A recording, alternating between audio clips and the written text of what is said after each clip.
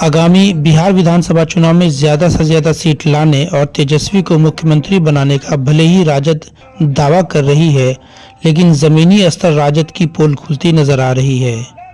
मोतिहारी में आयोजित किसान सम्मेलन में राजद के पूर्व मंत्री सुधाकर सिंह की जमकर किरकिरी हुई। राजद के द्वारा आयोजित किसान सम्मेलन में किसान तो दूर, अधिकांश कार्यकर्ता और नेता भी नजर नहीं आए।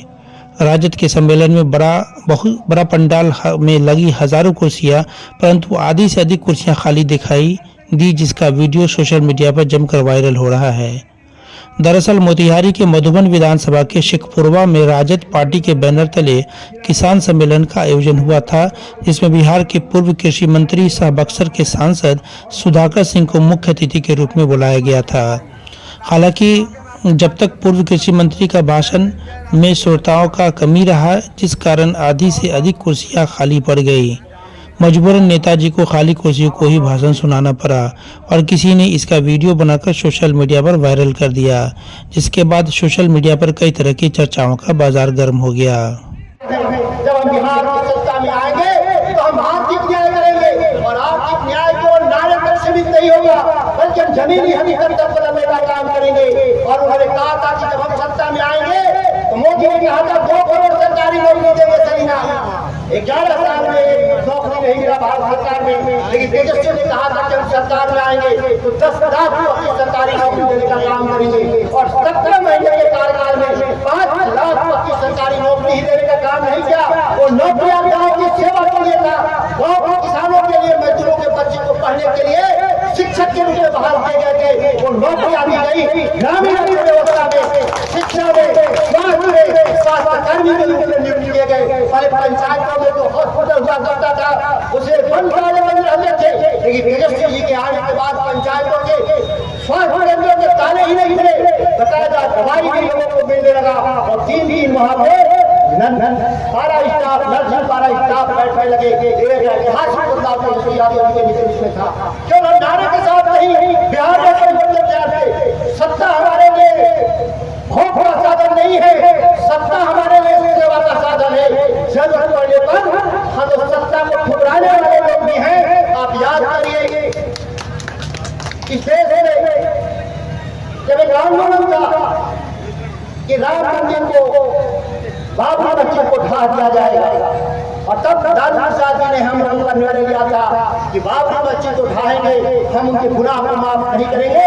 और यही आगवानी को यही पर गिरफ्तार करके सत्ता चाहे दखल हो गए थे, लेकिन समझौता नहीं थे। यही बिहार हम सामाजिक न्याय और धर्मनिरपेक्षता का सिद्धांत और ये सामाजिक न्याय का जो सिद्धांत है केवल आरक्षण तक केवल नहीं है, नौकरियों तक नहीं है, बल्कि समाज के हम बाजार में मंचों में बैठे थे, यहाँ मजदूरों किसान जो है उन तक न्याय पहुंचे, उसकी लड़ाई लड़ने के लिए भारतीय जनता दल लालू प्रसाद जी के जमाने में मंडी कानून लागू हुआ था। मंडी कानून जरूर कांग्रेस के राज में पास हुआ था, लेकिन लागू तो हुआ लालू प्रसाद जी। और हमारी सबसे बड़ी ताकत हुआ करती थी नीतीश कुमार आते 2005 की सरकार में, तो सबसे पहले बिहार में देश में पहली बार मंडी कानून को निरस्त कर दिया और मंडियों को बर्बाद करने का काम किया। तो हमारे पूर्वजों ने स्वर्गीय गजाधर सिंह जैसे लोग जो शेखपुरा की मंडी बनाए थे, किसानों के लिए मंडी बनाए कि किसान अपने अनाज से लेके फसल तक बेच करके अपनी रोड चलाएगा। और अंग्रेजों की सत्ता से चुनौती दे करके, क्योंकि अंग्रेज यही चाहते थे कि भारत के किसान अमीर बने, वो चाहते थे कि भारत के किसान गरीब रहे, मजदूर रहे। लेकिन उन्होंने जो संघर्ष किया, उस संघर्ष को आगे बढ़ाने वाले लोग लालू प्रसाद जी के नेतृत्व में मंडी कानून को लागू किया गया। लेकिन हमारे यहाँ से निकले हुए एक बात आदमी ने जो झूठा भगोड़ा परोसने वाला सामाजिक न्याय का जो आप कह सकते हैं भगोड़ा सिपाही नीतीश कुमार क्या थे, सामाजिक न्याय के भगोड़ा सिपाही ने पहले आते ही सत्ता में किसानों को कब्जा करने के लिए मंडी कानून को रद्द कर देने का काम किया था। ये इतिहास है, ये कोई छुपा हुआ नहीं है। साथियों, भारत सरकार के मंत्रियों के बारे में मैं इसलिए नहीं कहना चाहता, लीची उत्पादन करने वाला इलाका, केला उत्पादन करने वाला इलाका, गेहूं का उत्पादन करने वाला इलाका, जब संपादन की धरती के किसानों को फायदा नहीं हुआ। किसी जमाने में गन्ना की मिलें ज्यादा होती थी, देश में 25%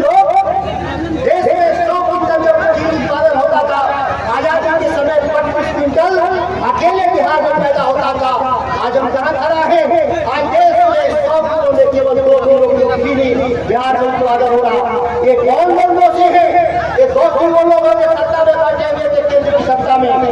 गुजरात आगे गया, महाराष्ट्र आगे गया, लेकिन बिहार का एक किसान आगे नहीं गया। इस बात हालांकि वायरल वीडियो पर अब राजनीतिक सरगर्मी तेज हो गई है। जनता दल यूनाइटेड के राज्य कार्यकारिणी सदस्य दिव्यांशु भारद्वाज ने वीडियो जारी कर सुधाकर सिंह पर जमकर हमला बोला है। उन्होंने कहा है कि चंपारण के लोगों ने पूर्व कृषि मंत्री का बहुत ही गर्मजोशी से स्वागत किया है कि सभी कुर्सियां खाली रह गई। साथ ही उन्होंने कहा कि वे जिस विचारधारा से आते हैं, उनके नेता गरीबों के जमीन लिखवाकर नौकरी देने का काम करते थे, जिसे सच है, और उन लोगों के पर केस भी चल रहा है। वैसे लोगों को यहाँ चंपारण में आकर ज्ञान बांटने का कोई अधिकार ही नहीं है। मोतिहारी से अरविंद कुमार की रिपोर्ट। सुधाकर सिंह जी जो राष्ट्रीय जनता दल के सांसद हैं बक्सर के, और चंपारण की धरती पर आकर तरह तरह की बातें जो कर रहे थे, तो चंपारण के लोगों ने उनका कितने गर्मजोशी से स्वागत किया, ये आप सब लोगों ने देखा ही कि कुर्सियां खाली रह गईं। और वो उस विचारधारा से आते हैं जिस विचारधारा के, उनके विचारधारा के जो नेता हैं, उन लोगों ने गरीबों और असहाय लोगों का बिहार में, जिनको कट्ठा 2 कट्ठा धूर में ज़मीनें हुआ करती थी, उन लोगों से ज़मीन लिखवा करके और उनके परिवार को लोगों को नौकरी देने का काम जो जिसका साक्ष्य है, जिसका केस उन लोगों पर चल रहा है, वैसे लोग आकर के यहाँ ज्ञान बांट रहे हैं कि भाई अंबानी अडानी को यहाँ की ज़मीनें दी जा रही हैं।